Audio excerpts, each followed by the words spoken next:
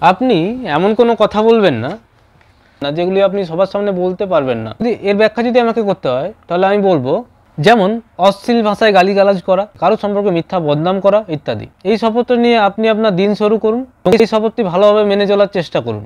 আপনি যদি কাউকে গালমন্দ না করেন, অশ্রাব্য ও অশ্লীল ভাষায় কাউকে গালিগালাজ না করেন, তাহলে দেখবেন তবে নিঃসন্দেহে কেউ আপনার কথাবার্তাতে কষ্ট পাবে না।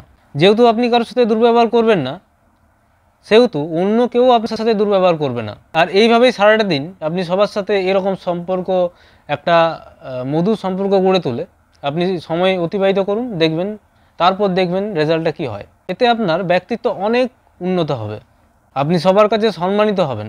একটু খেয়াল করে দেখবেন, আপনি যখন সবসময় গালিমন্দ বা অশ্লীল ভাষায় কথা বলেন, তবে তার প্রভাব আপনার সন্তানের উপরও পড়বে। সেও ধীরে ধীরে শিখে যাবে এই অশ্লীল শব্দের ব্যবহার। সুতরাং নিজেকে সংযত করার মানেই হলো ভবিষ্যৎ প্রজন্মকে সংযত করা।